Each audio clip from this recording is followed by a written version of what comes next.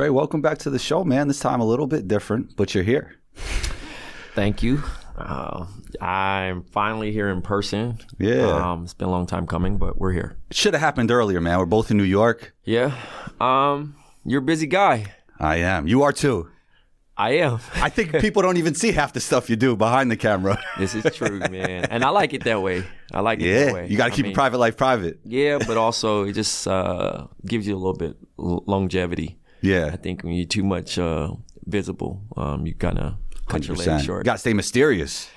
Yeah, I don't think I'm mysterious, though. I think people now at this point, I have a face. I feel like I don't think people know what I do, but I think at the end of the day, I think people say, I think I know that guy, or I think I know that name. Yeah, does that bring value, you think? Just people not knowing what you do? Like, does that help your brand in any way, or? Not necessarily. Yeah. You know what I mean? Like, I think you meet me when you're supposed to meet me at this point. Like, yeah. You know what I mean? Like, and I'm talk to anybody. I think some people just don't talk. They look. So they'd be like, is he cool? Is he not? You know? And I usually meet people mutually. But when I saw you at the party, I saw the pink Converse, and I'm like, wait, that dude looks familiar. Like, yeah. but when we did our show, it was virtual, so it was like, yeah. I know him from somewhere. Yeah, yeah, absolutely. Yeah, but you know, again, I'm gonna speak. Like I said, I'm gonna always say what's up. So what's interesting about you is that many people find podcasting as a medium, like they find it, they go out their way to find it, they want to express themselves, they want themselves to be heard. Yeah. But I feel like with you, podcasting found you. Yeah, I wasn't really trying to podcast. I was an elementary school teacher, and yeah, man, like I really wasn't. I thought that was just gonna be my life. Like, you know what I mean? Like, all right, I'm gonna be doing this for 20 years. It's rewarding. You were locked in. In. The pay ain't great, but like, again, it's rewarding, and it's you're kind of self-aware of your purpose and what you're going to be doing. You know what I mean? And those things, and you know, most people that have other jobs or that are they make a decent amount of money, their drive is different. They're like, oh, I want to make $1 million. Like, as a teacher, I was like, I'm not making $1 million, but you know, I'm going to make a decent living to be able to do what I need to do. So it was cool. But how podcasting found me, Amin, who was working at ESPN at the time, was the host of The Jump. And we both lived in Phoenix. And during that time, I was hanging around a couple entourages during that time, NBA players. And there's you were in the entourages. I was in the entourage. Okay. But still teaching in Arizona. And I would come out to New York. One of my friends at the time was playing for the Knicks. And the Derrick Rose situation happened where Derrick Rose was not available for a game and no one could locate him. But I was around. And I mean, you know, doing his job and his just due, he invited me on the show to get, you know, to do some detective work on what actually Detective happened. Trey. Not for me. And I danced around a little bit. So I was not helpful in that scenario. Oh, wow. But it introduced you to the space. But it introduced me to what a podcast was. I think I knew a little bit. You heard of it before? I had a college teammate that had early started listening to Rogan. Yeah. And then because of like blogs and social media, I would check out rest in peace Combat Jack. Yeah, for and sure. And then Taxstone.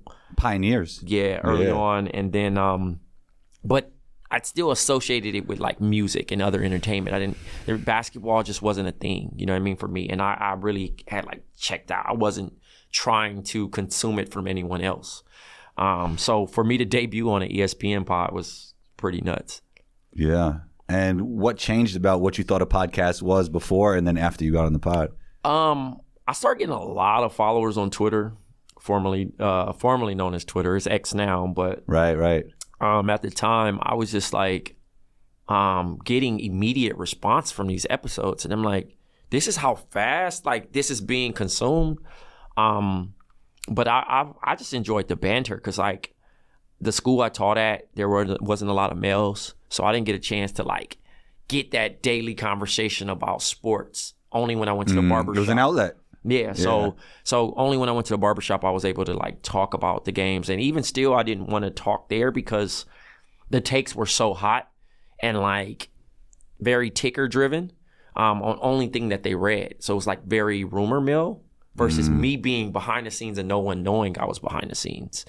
So getting a chance to be a part of it was the mystery thing again. Mm-hmm. Yeah. And on social media, no one knew what I looked like. Right. Your AVI wasn't you. It was a black cafeteria tray. My nickname is Black Tray. Right. And also just to protect my professional life as a teacher. I can only have so much I can say on that platform. My only issue with the people with that don't have themselves as the AVI, they talk super crazy. Like I never was like that. They talk crazier than anybody who actually has their AVI up as themselves. I wasn't given too much. I didn't. Right. I wasn't trying to be popular. I wasn't trying to. Right. You know, I like being able to be in rooms and no one know who I am. Because I got a lot of honesty out of that too. So you got both sides of it. Like the public knew your opinions, but then you could go out in public and nobody really knew who you were. And just navigate that way. But that's interesting. A lot of things changed in 2018. One of our podcasts, I have a podcast network for your listeners. Shouts to Count the Dings. Count the Dings. Myself and my partners, we own. Wait, Amin is actually a partner now, right? Amin is a partner. Yes. Things come full circle. Tom Haberstroh, Zach Harper. Wozny Lambre, and Ben Aronson. The list goes on, but we have a good group of guys, and we really like this, and the community followed. And from there, we were able to create something really good, and we had a huge community, and we were able to make a podcast called Basket Buds. Okay, and I've heard of it. Definitely, Basket Buds took off like wildfires. You know what I mean?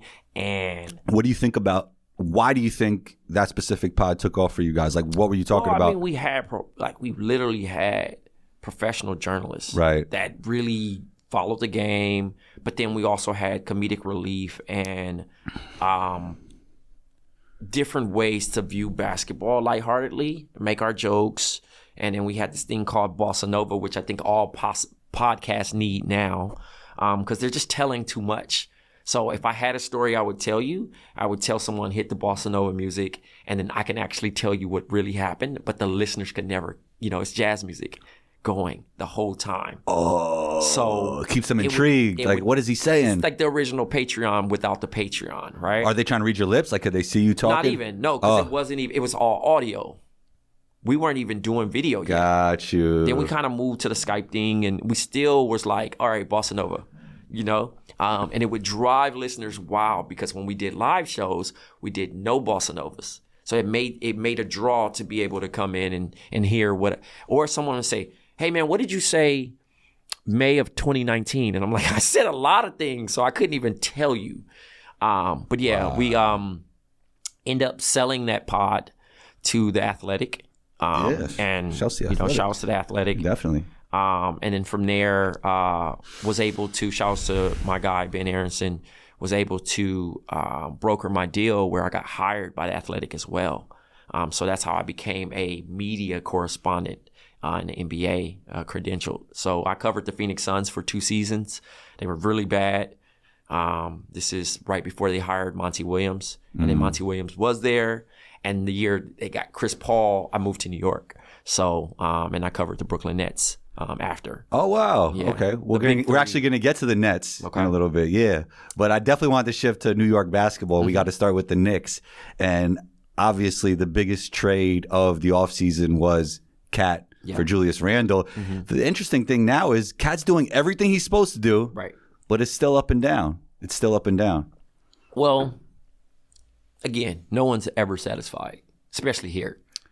You know what I mean? So, but I even think the general NBA fan who's not even a Knicks fan expected more out of the Knicks than this. Like any NBA analyst, probably the players, the coaches, everybody expected more than this, right? Even me. I like I said, I went on SNY and I predicted them as the top 5 team in the NBA, which is still possible. Yeah.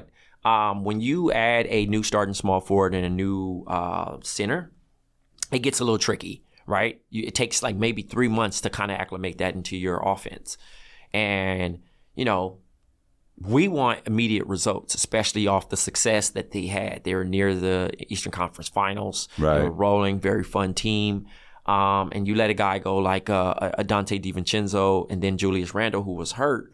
You start to care about him a little bit more, especially when the early losses hit, like that early tip-off the for the season when Boston blasted them, right?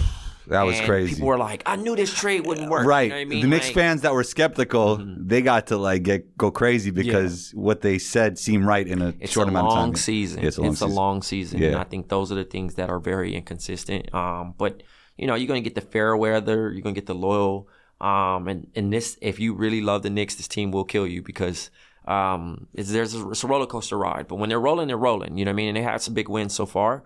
I think the thing about Cat is amazing offensively, but on the defensive end, you can just walk in. It's like me opening your fridge. I think the stat was like I think it was 93 for 91. 91 for 93 in the paint. Yeah, but I heard that stat's a little distorted. But it might be. Yeah, but he's not a great defender. It might be. He doesn't protect the rim like most Tibbs teams have a guy protecting the rim. But also, I never put that on him.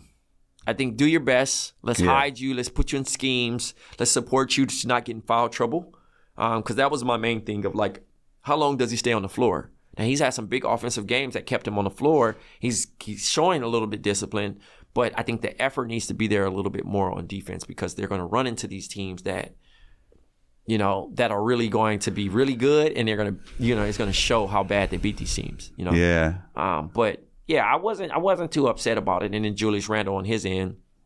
So they're struggling too now, actually. Yeah, I mean, I think the thing is, it's just everybody just has to figure it out. You know what I mean? If you were a ball dominant guy, now you're playing off the ball. If you were, number 2 guy, now you may be number 3. And it's just all about changing. Cat could actually do what he's always been doing, though. Yeah. Nothing has changed for him. I think people thought that the space he provides would open up things for Brunson. And what nobody's talking about is Brunson hasn't been playing at all NBA level like he was last year. Yeah, I mean, the thing about being a dominant guard in the league, you got to be a deep 3-point threat. Mm-hmm. You have to be very hard to guard. When you think about that, you think about the Steph Currys, you think about the Damian Lillards. And overall, in this case, Brunson is a back to the basket. He's strong. He might rely on the mid-range. He might try to get to the rack. He might throw you a floater. And if it's not going, he's still going to try, And sometimes you live and die with Brunson. And as a Knicks fan and people who love him, they're going to be like trying to point the blame elsewhere and say, it just wasn't his night tonight versus, we're tired of it. I mean, he already did the honorable thing of taking a cap hit, like to not, get a full max in this scenario. 100%. Long term, he will get it. You know what I mean? Like, I think it's a behind closed doors shaking hands thing. But yeah, it's like built a statue. And I think we cashed in too fast. You know what I mean? Because, like, you got to show a little bit more. You got to show a little bit more, especially here. And, like, teams are only getting better. Yeah. With Cat, I feel like he doesn't fit Tibbs' mentality maybe like Randall did. Mm-hmm. Like, Tibbs is a guy that he likes specific kind of players, and Cat is one of the most talented bigs in the league.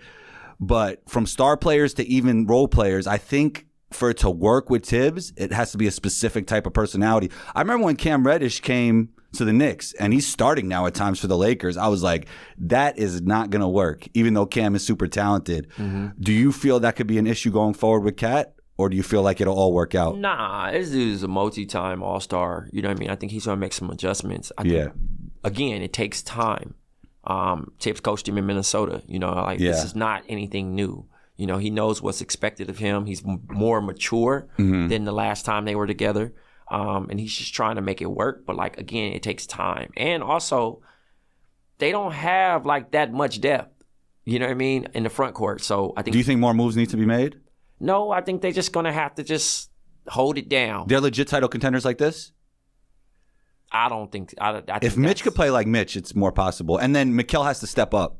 Yeah, but see, that's way too many ags for me. You know what I mean? Mikal was really good at times with the Nets, a team that you covered. Sure, but I think it's such an inconsistency. I think the thing they traded up a lot for him, bro. Oh yeah, I mean because everyone bought in. He had such, riding the high off of the Durant trade and coming in and only have to deliver the last 35 games. Right. We were like, oh, this guy might be all NBA. And his confidence was there. And I had people yelling at me saying that he was going to be an all-star the following season. And it's like, No, we've seen guys like Trevor Ariza get his first, become a guy when they traded for Ron Artest and he was in Houston. Complimentary guys are complimentary guys and they shine in their roles. But when you try to make... So you don't look at Mikal Bridges like a star? No.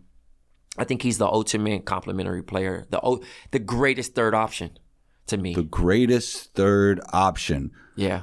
Okay. Because, I mean, his main strength is availability. He's an Iron Man. He's the modern-day AC Green, right, for that. Slide his feet, hit a three, hopefully, unless his form is acting weird on that day. And I think he's abandoned that. I think he went back to what works. And thank God, right? Yeah, thank God. But also in a scenario of, like, just figuring it out. I think that's the true thing of figuring it out. Like, hey, what is asked of me? You know what I mean? And I think there is so many... They have to have a come to Jesus moment where, OG, you do this. Jalen, you do this. Josh, you do this. And it needs to be identified. I can't say, Combo, I need you to score tonight. Combo, I need you to rebound tonight. Combo, I need you to block tonight.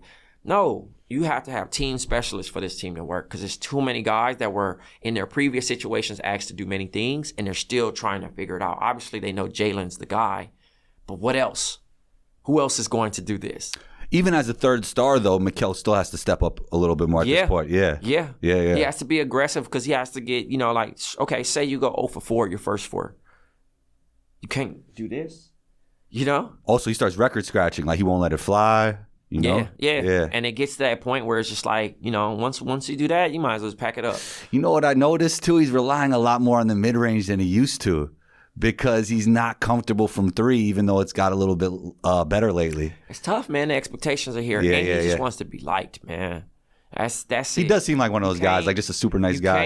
You can't play for the Knicks and want to be liked. You gotta be the hero and the villain and understand it. I was around, I guess I'm gonna break this news for you. Okay. I was around the 2016 team and Courtney Lee was on this team. Courtney Lee would check his phone and read the comments. During the game.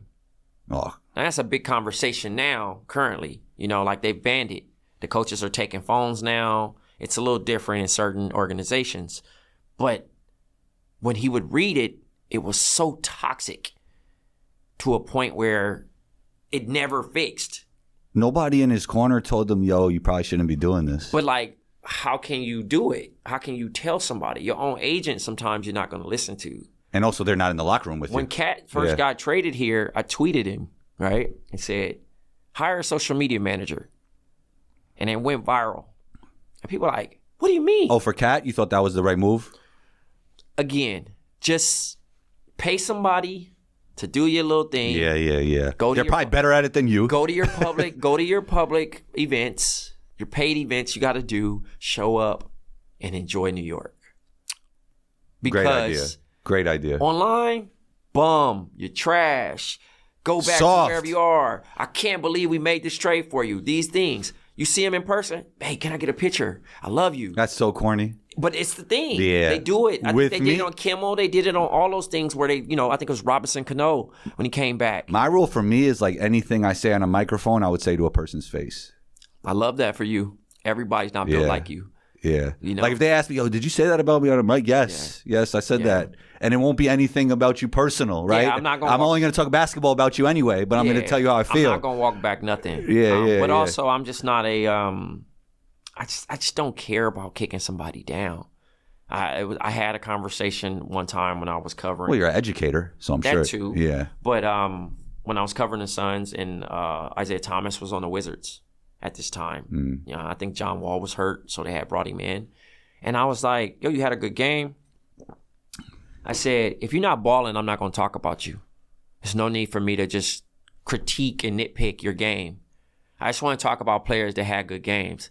Now, that's not how media is consumed, but I've been a player before. You've been a player before. You understand that everything not going to go as is. You're going to have a bad game. Nobody strips away the human part of like, hey, it's tough. Hey, I arrived at the arena at 4. It's tough, right? Man. Yeah. I checked my phone. Hey, man, I got to pay rent. You think you can loan me $10,000? Hey, man, my such and such. Why are you asking me the day of? Secondly, I got a game. hey, sorry to drop this news on you, and now I'm going into my game. No one thinks about that stuff. You know, it's just kind of like, oh man, you messed up my parlay. Oh, you bum. When they're human too, they're not going to perform. But I think players also need to stop writing checks they can't cash. I think that's the tough thing. You know, when they get traded, they want the love so much that they're like, yo, I want to be here for the rest of my career. Hey, I'm guaranteeing that we're going to make the playoffs and we're going to win a championship. I won't rest until we get that done. And it's like, you know, like this year, LeBron's like, I'm going to play 82 games this season. What? I don't even want you to even try to at 40. You know what I mean? You deserve breaks as much as possible at this point. You've earned it. Right. Now, I do understand the looming part of like not leaving anything on the table, and you're hinting off, like even Shams was like, maybe next year might be his last year. And I get that part. You don't want to, you don't. LeBron knows what he's doing too. He knows what he does. People will appreciate it more if they think it might be his last year. Absolutely. And that's the thing. I get it, man. Yeah. He's playing amazing. He deserves his 39. appreciation. I mean, and I mean, just speaking to stuff like that, like think about how many texts he probably gets. Oh. You know what I mean? It's like, I don't think nobody bothers him at this point. I think he got that. I think he kind of got. I'm sure there's there's channels you have to go through. This dude goes to bed at 8, 9 o'clock. You know what I'm saying? Like sleep. I think he gets like 12 hours of sleep or something like that. Married to the game. Like he understands what it takes, and I to his discipline, and you know, and it shows the longevity, the dedication to it, the meals that he eat. They broke it down of like, you know, he doesn't eat this on this, and it's baked this, and there's a reason he has this longevity. I mean, you know, and when you think about it, you say, well, everybody can do it. They can't. You want to go out with your friends. You want to celebrate. You know, we're going to a city that might have some beautiful women. I don't know. I want to go out. I want to go shop. Like, that dude knows. He gets it. He's married to the game. For real. That's what I was thinking. I don't know if I just mentioned that, but that's what I was thinking in my head. Yeah, no, you said it. Yeah, married to the game. A team you used to cover, the Brooklyn Nets. Are they too good to tank? I just think that coach is just competitive. Yeah. You know? And I think the word tank in NBA just got like a nasty stain. I don't think teams are really trying to tank. Utah, Cooper, could be a real thing. Yeah, I mean,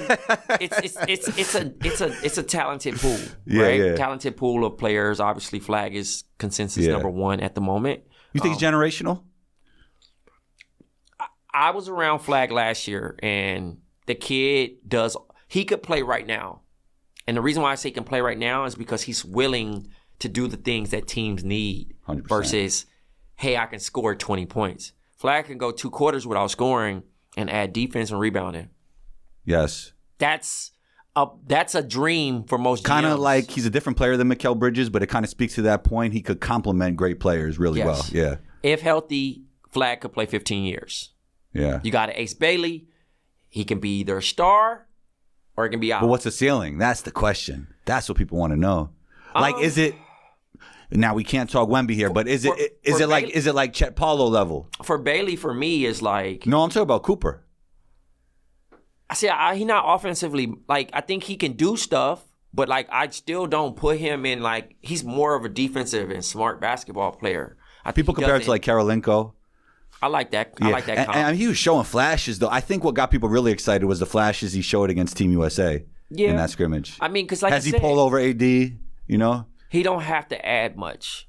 I'm not looking for the dynamic part of scoring. Right. Like, you know what I mean? I think that like I said, if you could get him, your team's going to be more valuable. Right. But if you're a really, really, really, really bad team, I don't want him as my number one guy.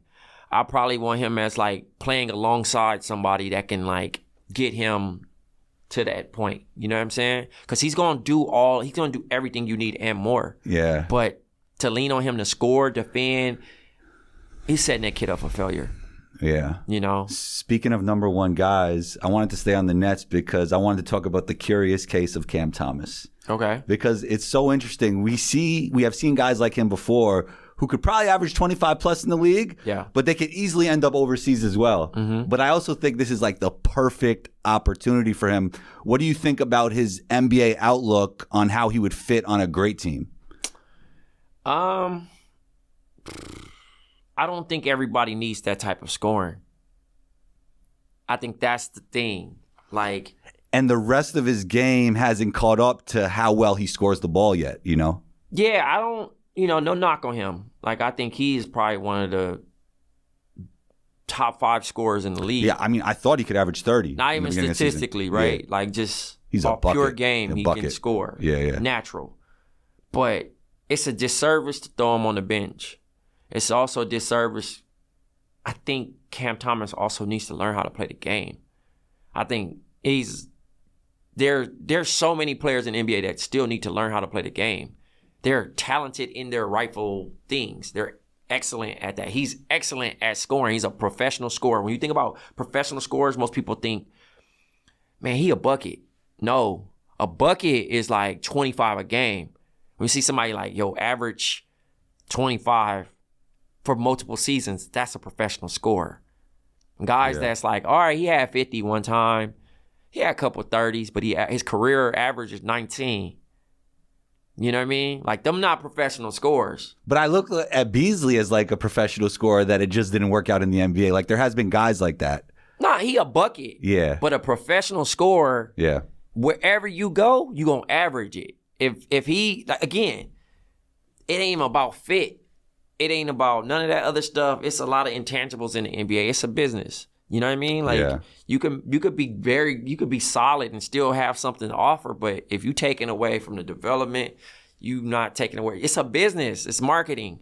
You know what I mean? Like, sad to say it, but it ain't always about your skill. Yeah. So, but for Cam Thomas, him being on another team, I think he'll be a microwave guy, but I think he'll probably be sparingly used like a Jamal Crawford or Lou Will. You know what I mean? To come in 15, 17, he might go crazy, get 40, given the night. You know what I mean? If I pulled all the starters and I just said, go. Yeah. And it was kind of similar to his role when he played with the big 3. You know what I mean? When he came in, like with Kai and James and those guys. That wasn't ideal for him either, though, because he didn't get enough reps, right? No, but that's what I'm saying. It would be hard, but you're expecting that same Brooklyn Nets usage on another team. I guess we have to find something in between. Like, you don't want him playing with the big 3, but you don't want him being your number 1 option either. Yeah. You know what I mean? You have to find that spot for him somewhere. Yeah. If you want it to work in the right direction. But him as a number 1 option, top 5 scorer. Yeah. Top 5 scorer. Easily. Yeah. But it's like on a scenario of trying to make others better. I think he's trying to learn the game on the fly. But it's hard to be like, all right, moving without the ball. Yeah. What? Running the lane a little bit harder. Playmaking for others. Yeah. Yeah. Game managing. I mean, when you're a smaller guard, you got to game manage a little bit. Yeah. Like Tyler Hero has that issue, and he's killing this year. But it's like what makes him not really be like what an ideal starter would be. He doesn't play defense and he doesn't game manage. He's just a bucket. Yeah. Like this Nets team got a lot of interesting players that could probably help good teams. And do you think Ben Simmons is a guy that could still help a great team? I think all bad NBA teams have great pieces. They shouldn't be collective. They're collective. Wizards? You think? Yeah. Kuzma could. Kuzma definitely could. He won a championship already. Every team in the NBA has a piece that somebody else could use. Yeah. They're just not being used the right way. When you playing with somebody that's looked down and you playing with the bottom tier guys, that are expected to do more than what they're supposed to do. You know what I mean? Like a Daniel Gafford when he got traded to Dallas. And how much value and how people were like, I always believed in Daniel Gafford. And it's like, no, you didn't. You didn't even watch Wizards games. You know what I'm saying? People front like the PJ Washingtons. You know what I mean? Like, it just takes one trade to rescue somebody and throw the life raft down and get them about their situation and bring them to a team where they're not expected to much and they can be the special role player that they are and add that way. Yeah, I wonder if the Nets will make a move though. Possibly. I think other teams are going to inquire 100% and go about it that way and trade draft capital, especially if they're trying to like make a move. I mean, we got December 15th where some contracts can finally be moved off. So I think Lakers, Warriors, and the Knicks all make moves.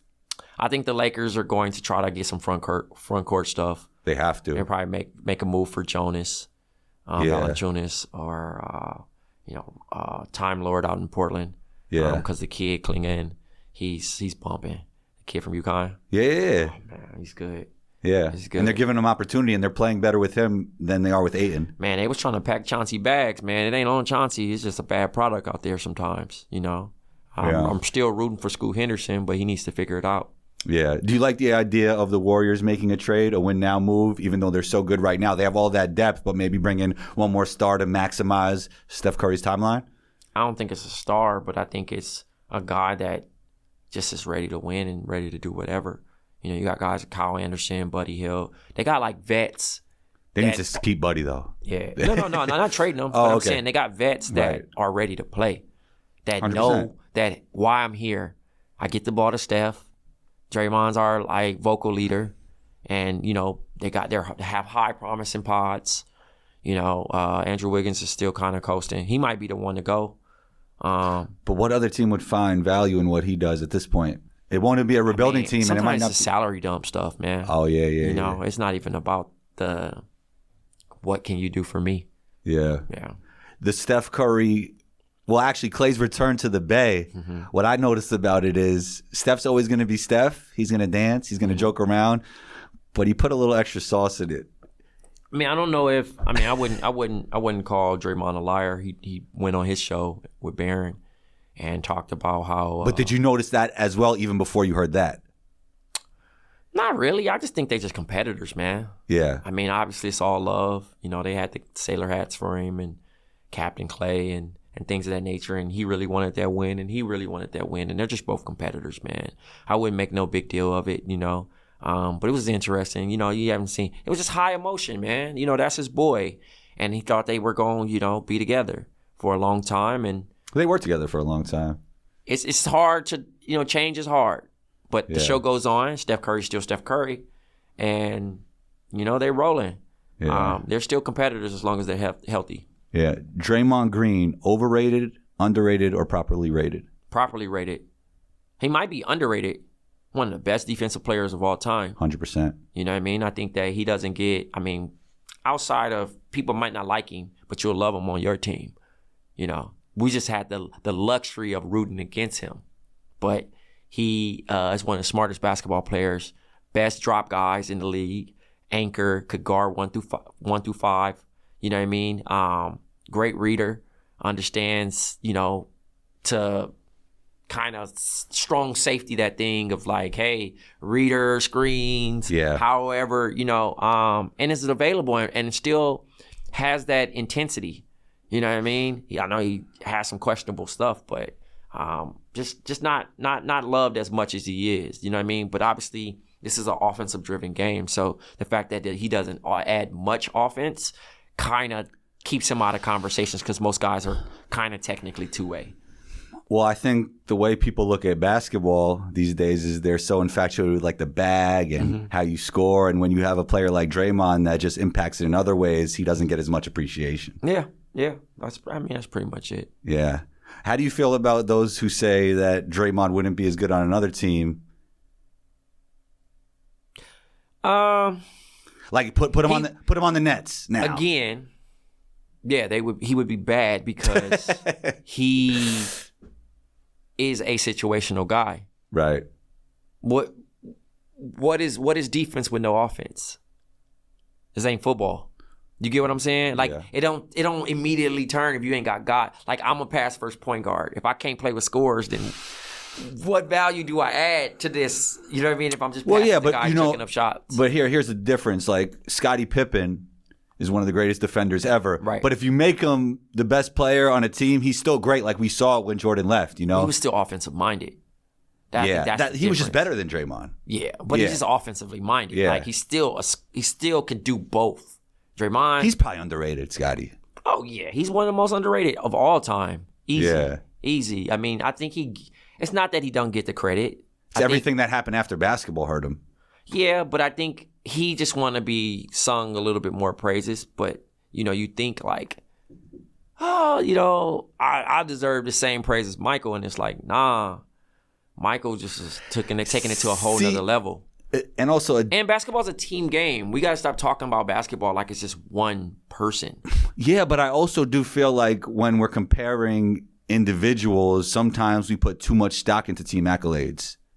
Yeah. Like the Scottie Pippen, Draymond comparison is a good way to look at it. Like you put Scottie on any team, even if he's not playing with Jordan, like no doubt he would have been great. I think Draymond and even Steph and Clay have been maximized from playing with each other. I think Draymond's trajectory would have been cut short. Mm-hmm. You know what I mean? It would have been cut short. How do you feel about Steph and Clay in that conversation? Do you think they benefited greatly just all playing with each other? Yeah, like it was like the perfect fit, right? Yeah. Because Steph really didn't have to play point guard all the time. Draymond could play a little point guard. Steph isn't the greatest defender. Draymond picked up on that side a little bit for him, and then he also had Clay as another threat. He would have had to defend, and I don't think that would have been a strength for Steph. Yeah. If Steph had to guard all the point guards, you know what I mean? Like a 2008 era. You know what I mean? Like, Clay's like, I got it. I'll be a Pippen. I think that's a good argument when somebody says he's better than LeBron, you know? Yeah, I mean, people do say that. Yeah. But it's more ring stuff, man. That's ring culture stuff, man. They just want to, anti-LeBron stuff. And most people think I hate LeBron. I think LeBron's one of the greatest basketball players of all time. I just won't call him my specific GOAT. If you spend enough time in basketball media, you'll be called both a LeBron lover and a LeBron hater at some point. Yeah. No matter what you say. No one's happy. Yeah. Fans hate everything. Yeah. It is what it is. I've accepted it. I've accepted it. I'm not here to make friends or, I'm here to report on a game that I'm watching with my own two eyes. Yeah. And I think that's it. You know what I mean? Like, it's a beautiful game and it changes a lot of lives and it brings a lot of emotion and it also brings a lot of heartbreak, especially when you're on the losing end. So, it's the same players same fans that want their players traded would be the same people that celebrate when they win a championship and say, I love that guy. So, basketball fandom is interesting. All fandom is interesting. That's true. I never really understood it. But it's kind of aligned with religion, man. Like, we all got faith in something we believe every year. Oh, wow. I try to just believe in myself and everything else will take care of itself. But you got that one person that might not never go to church, but they believe in the Steelers. Yeah. They believe in the Giants. This our year, baby. Yeah, man. Knicks fans believe in the Knicks. They've been down for 40 years, 50 years now, but yes. Yeah. Are we ready to update the Cavs as title favorites? No. Not a believer. I like Kenny Atkinson, though. He's been great for them. Yeah. He's put a good touch on. And JB has been great for the Pistons. Yeah. Yeah. It's good for both of them. Yeah. It's regular season, man. It's 3 weeks. Yeah. We're all right. I think Cade started the NBA Cup, but we're not going to get ahead of ourselves. I think Cade is super underrated when I watch him play. Just plays on a bad team. Not enough pieces to get where he needs to go. I think, again... Oh, him next to Cam Thomas on the Nets? That might be interesting. That'd be nasty. You don't like it? They don't defend. Cade defends. They don't defend like that. Cade is a smart defender. Smart basketball player overall. He's not like prime Paul George on the ball. But putting them two next to each other is going to be foul trouble. He's an aggressive defender. That's why he gets high fouls. Yeah. But to put him, I ain't gonna put him all defensive team. You know what I'm saying? Nah. No. But I like Cade Cunningham. I think it's a missed opportunity if you don't get the chance to watch Pistons games while he's playing. He's really good at basketball. No, he's really good. He don't have much weaknesses. Myself and Jerry Ferrara were at the game last year when the missed call where they collided, and the Knicks ended up stealing this win at the Garden. Yeah. But Cade was having his way, doing whatever he wanted, and I'm just like, this kid's legit 6'6". He's really good. Moving like a vet. Yeah. Understands what it takes. Coachable. I'm still buying stock in Cade Cunningham. Me too. And also, he's never had shooting with them, including college. Yeah. So, are you going to All-Star this year? Who knows? Man, it was interesting last year. I was in Indianapolis, and then Larry Bird had that conversation with them, and it didn't really do anything before. Do you think they should just name the All-Stars and not have the game? Nah, it's too much tradition. I still like it. Yeah. I mean, the players would love the 5 days off. Bring a one-on-one contest to the All-Star game. Hey, We're rooting for the ladies first to kick it off. Unrivaled. 3-on-3, right? 3-on-3, 2-on-2, and 1-on-1. And 1-on-1? Yes. Oh, I didn't know that. And 5-on-5. So I think it's 5-on-5, 3-on-3, 1-on-1, and each player has a representative to participate in each thing. Wow. Yeah. That's interesting. They're gonna probably start a men's league like that eventually. Look, I'm with it. But yeah, it's the WNBA players to come save the day and kick things off. That's how we got Elam Endings and all those other things. They test run it first. They don't never get the full credit, but shouts to the women. Not to make everything about Caitlin Clark, but I find it interesting that she's not going to play overseas. Why would she? Because it's a long amount of time to take off when you're that young of the player. She plays golf. Oh, you're good? And she's rich. Golf? She's retired. She's rich. Yeah, but that's what people who try to make money, bro. I'm being honest. I'm being honest. But just for her development. She's working out. She's been working out.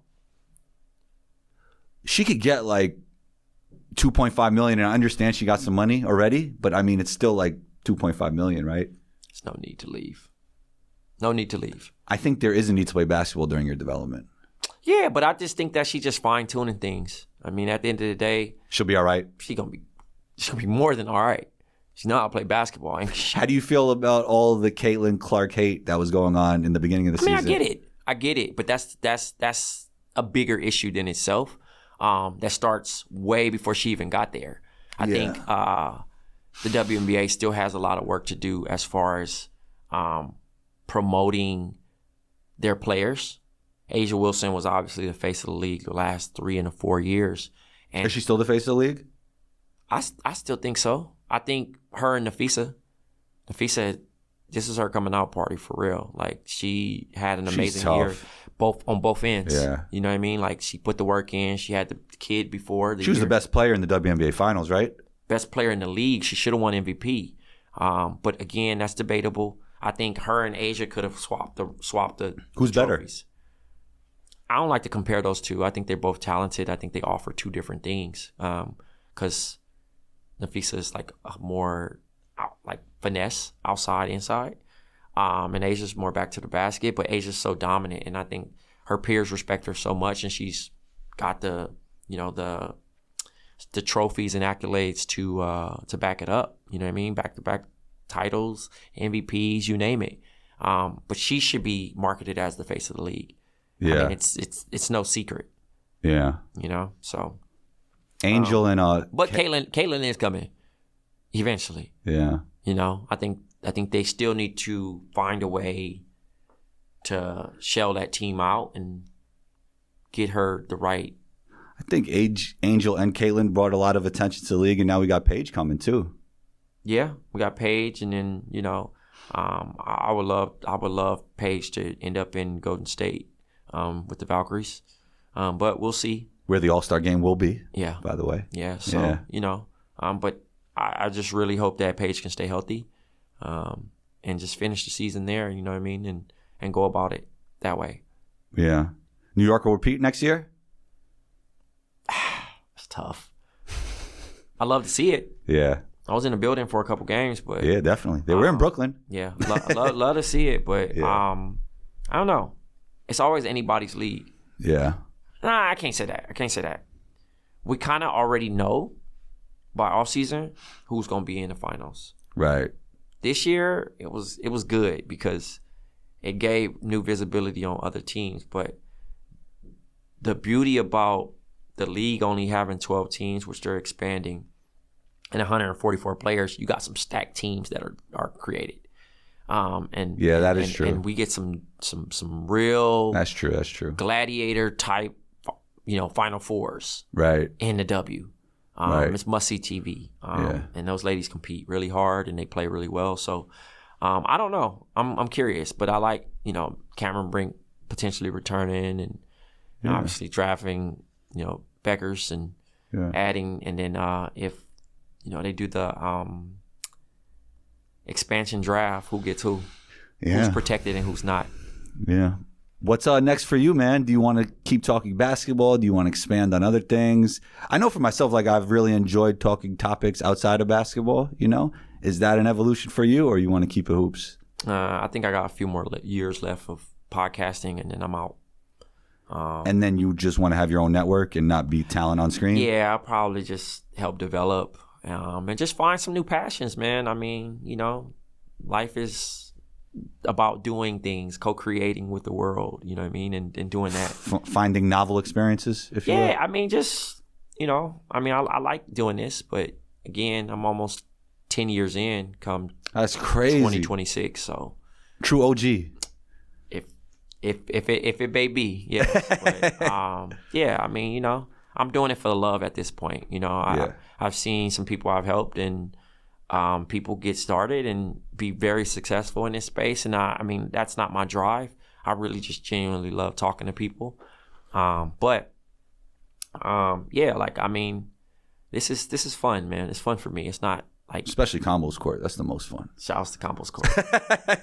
Trey, where can we find you? Social media, everywhere else? Man, social media is so crazy right now. I'm still on X, but I'm probably gonna jump off that soon. At Trevon, Instagram at Trevon Edwards. I guess I gotta plug this now. Trevon.bluesky.social, and then I'm on Threads as well. So, and then I have a show called Hoop Sense. Is Combo coming on that show? That's what Combo wants. Combo is going to be a guest on Hoop Sense with Mike Zakarian. There you go. Shouts to Mike. Man, this is great. Thank you so much. Yeah, and Count the Dings. Where can we find? Count the Dings is located on all streaming platforms and YouTube channel. And please support. We have some great shows on the network. So, man, this has been great. You're always welcome back on the show, and talk soon. Appreciate it, brother.